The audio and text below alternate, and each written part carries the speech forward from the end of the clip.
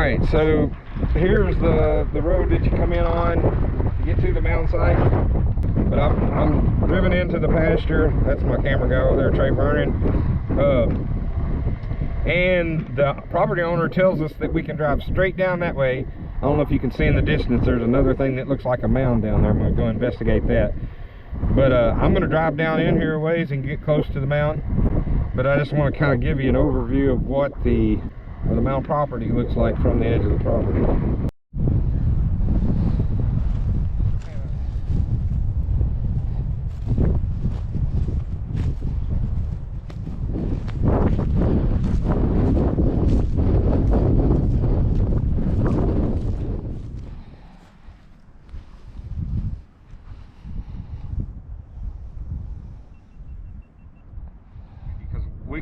We could have driven vehicles all the way to the base of this thing, because the ground's as solid as a rock right here. We've had such a drought that the 3 inches of rain that we got the other day was just absorbed into the ground. The ground's hard as a rock right now. No mud after a 3-inch rain. So, okay, so I have some bone here.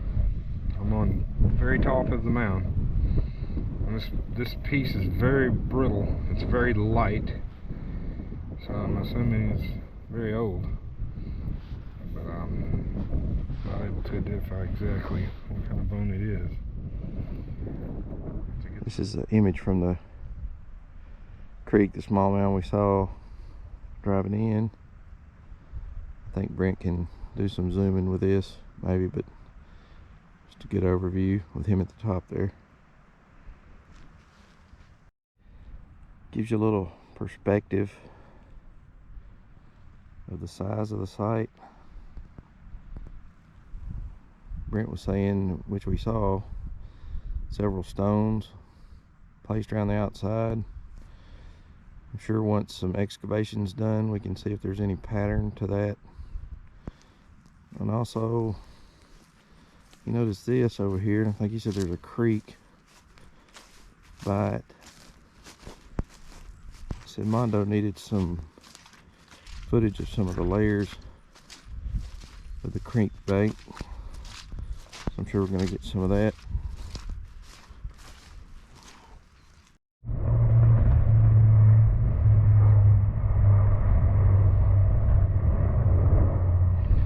I think they're looking for us.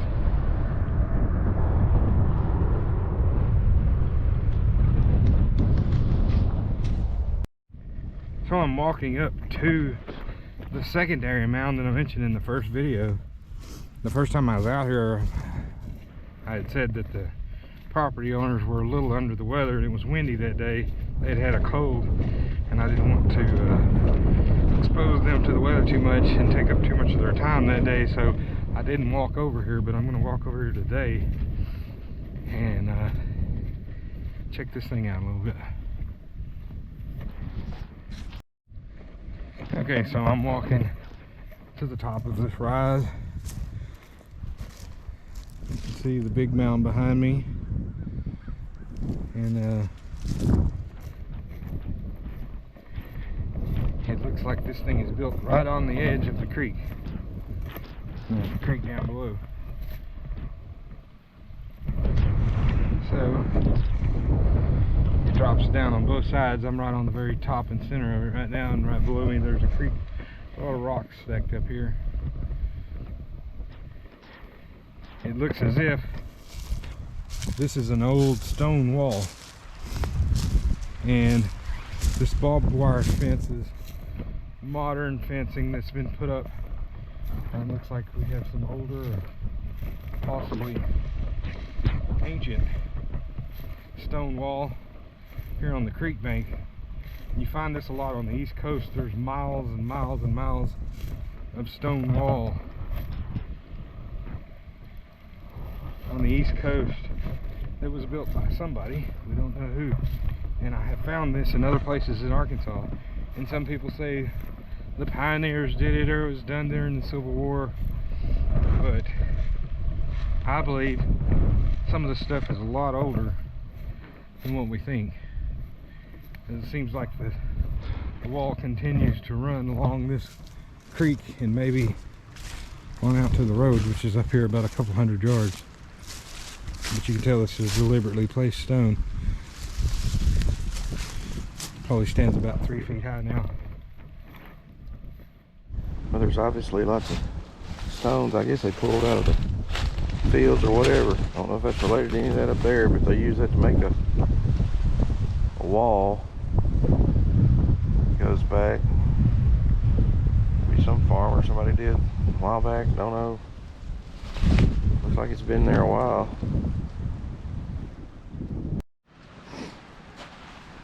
I got through that fence back there at the low spot. See where the water's run through here because of the debris piled up, so it's washing stuff through and out.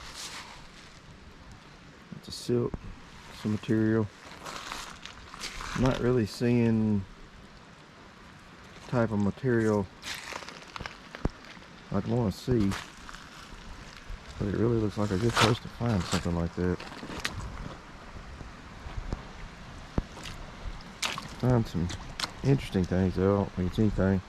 Look like a pottery shard.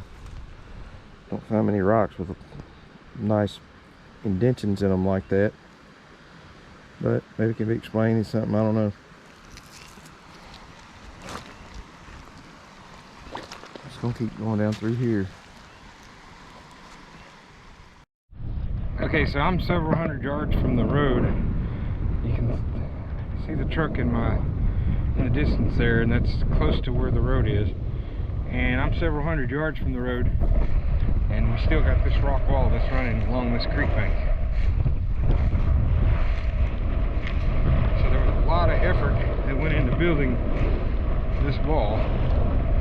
So the pioneer people were busy washing clothes and cooking food and tending to animals and crops and all the things they had to do to sustain themselves.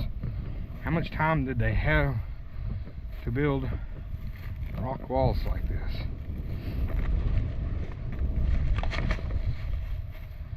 It just keeps on going.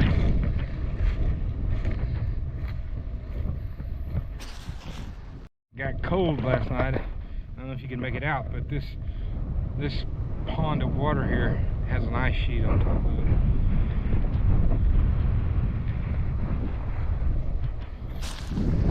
And we still got the rock wall running here. Looks like there's a gap right here, and the drain, the runoff from the pond goes right through here, and the creek's right over there. And it looks as if there may be, Trey, is there a rock wall on the other side of the creek over there? Okay, so there's also a rock wall on the other side of the creek.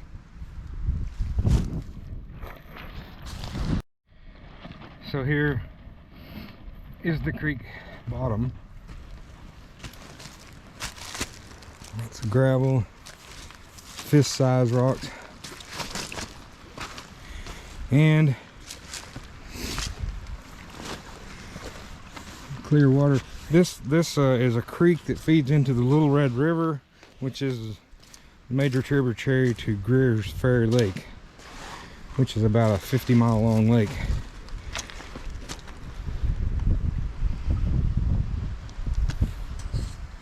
I don't know if this helps with the layers, but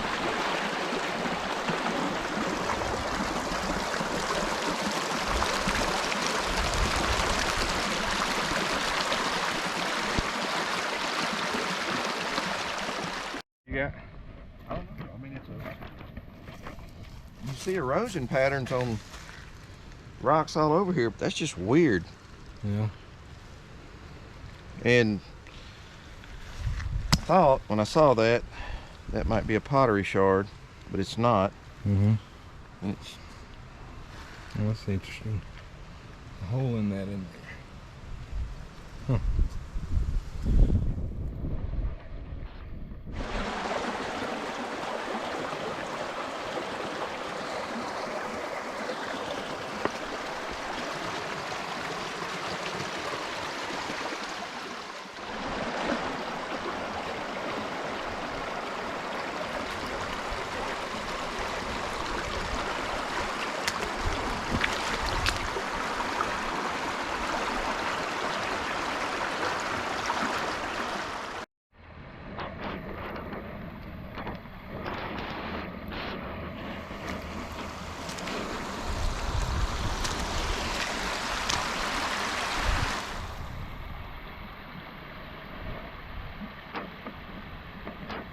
So this is a minor creek that is running into the major creek that's on down, and that creek actually is the one that runs behind the mound. This one runs down the left side of it, so you're gonna have a point out here where two creeks run together, and that would be a good place to look for some artifacts maybe. It's slick right here. Ugh. Okay. Hey, right through there is fine. Okay. Solid ground. But now over here, the creek I just crossed is the minor creek, and then this is actually the major creek that eventually runs into the river down the road here about a mile, and then runs into the lake I was referring to. So we got some sand down here, so this looks like a good place to look. Okay, so Mondo requested that we get in the creek and look at the layers of soil here and kind of get an idea of what's going on. So on the opposite side of where I'm standing, it looks like there's lots of large stone, but then on this side where the mound is, this is mostly dirt, probably sand, and I wouldn't say clay, but there's a lot of sand content to it. So on one side you've got solid rock, this side it's lots of sand. Another view of the composition of soil that's on the mound side of the creek. So there's some rock and more of the sandy type soil mixed together. And I'm just about directly behind the mound. Nice little waterfall up here. A little cascading water. I'm gonna get down here and look in some of this sand down here and see if there's any artifacts that will surface down here.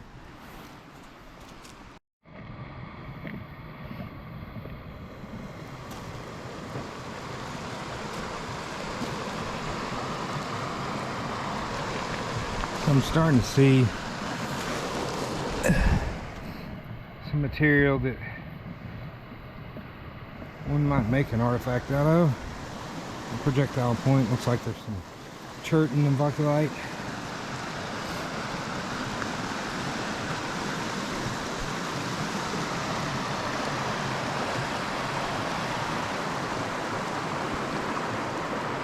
And I can see on the other side of the creek over there some more of that rock wall. So this is an extensive rock wall.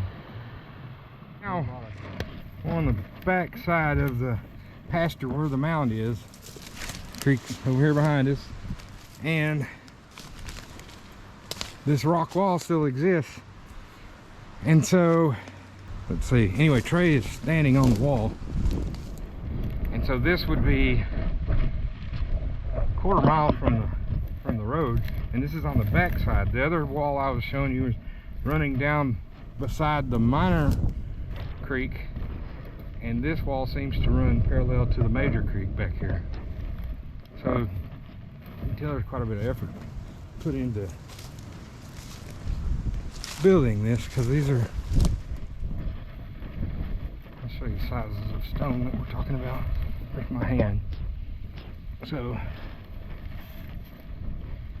you know, these are 25, 30, 40 pound rocks. This looks like some 50 pounders up here, so I think I can just walk right through there. So the fence is low right there, the ball bar.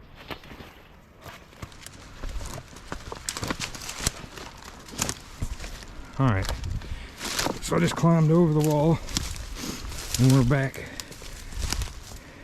in the field, and the mound is over there, and you can see my truck in the distance. So that first wall that I was describing, there's the secondary mound right over Trey's head there. And it starts way up here, runs all the way down this creek, and then this wall takes off from it and runs all the way down, and I don't know how far it goes that way, but I'm going to assume it goes at least probably to that wood line over there. This is part of the runoff area. The pond is on the other side of that mound, and as I said earlier, I suspect it has a spring in it, and it constantly has some outflow, and the runoff comes right down through here. So the secondary mound is over there, and the primary mound is here. So from the mound all the way back up to the main road, it's pretty solid ground. So we can still, even though we've had 3 inches of rain, drive to the mound. That's good. An example of some of these stones that are around the base of the mound. This one's pretty flat. It seems as if it has a groove in it.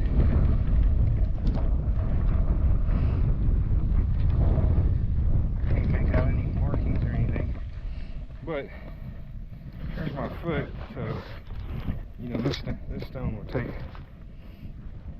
4 good men to lift, depending on how thick it is. And it's one of the larger ones around the base. There's some smaller ones. There's one.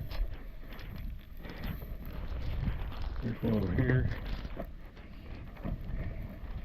And after looking at this thing a little closer, it seems as if it kind of has a platform on this side, or it tapers down on this side. It drops off pretty sharply on this side, but on that side it seems like it tapers down as if it's a ramp, maybe up to the peak would be right here.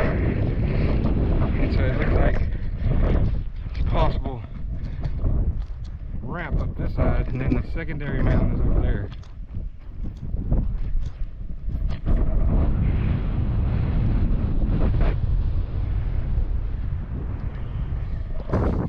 And there's another bone Trey just found. It looks like it's surfaced, and it looks a lot like the other bone we found on top of the mound. Again, it's really, really light. It's like balsa wood, so it's probably really, really old and weathered.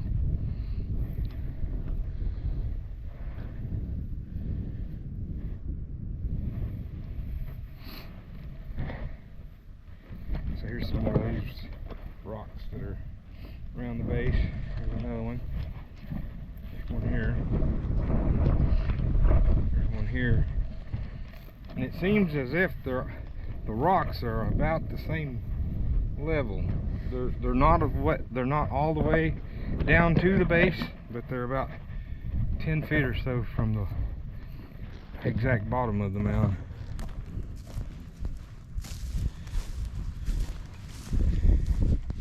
And because of the vegetation here, and you know, if they plowed this field up, we'd likely find more stone artifacts.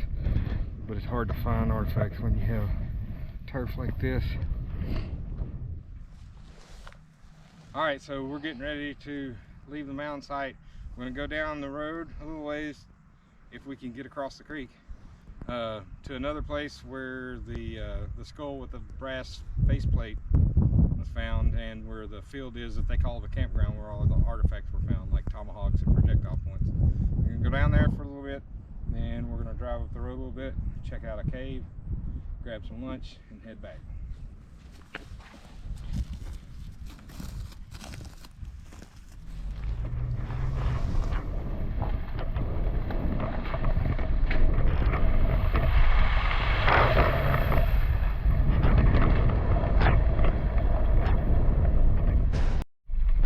Okay, so this one is the one I was a little bit afraid of.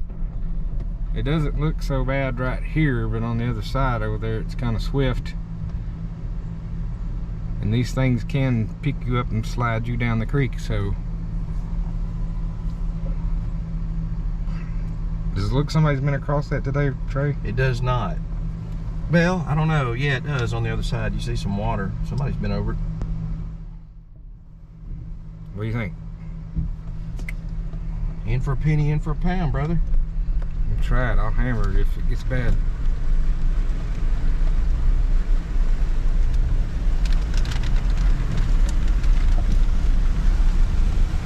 Yeah, we slid just a little bit then, but not too bad.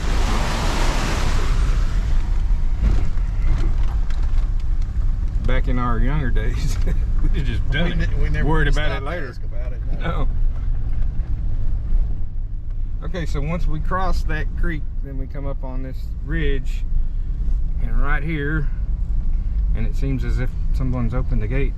It was closed last time I was here, but right here, no, the gate's still closed. My bad. Right here is the place they call the campground. This is where tomahawks and different artifacts have been found. But if you see that tree line in the distance, you'll see some houses over there. Where those houses are is, and I may have to zoom in and post to illustrate those houses over there, but where the houses are is where the old house was, where the brother and sister buried the skull under the steps. And they say the foundation of the house is still there.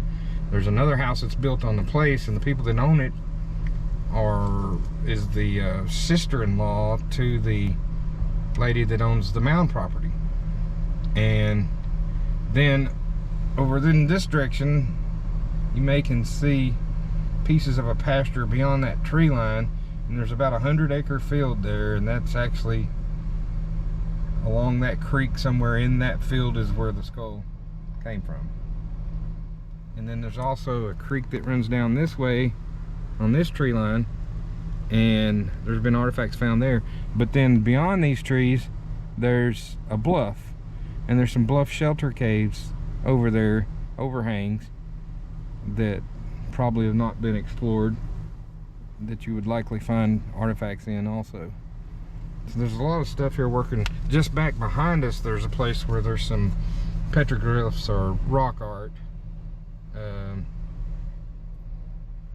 on a rock wall that's against the creek. One of these creeks. There's several creeks out here. So we got rock art, we've got skeletal remains, artifacts, brass face plates over skulls, and mounds. Got a lot of stuff going on here. Caves. Oh, also, you see that hump up there? Well, down below, there's a sinkhole, basically, out. The way I understand it, it's the base of that mountain. And that sinkhole used to be the entrance of a cave. Now, there's an upper entrance that I'm told. But this, Miss Wood's grandfather was taken in that cave by a Native American at some point back in the 20s, and the Native American told him that there's enough silver in this cave to shoe every horse in Searcy County, which is the county that we're in now. So I don't know a whole lot about that story, but I've heard that part of it anyway. So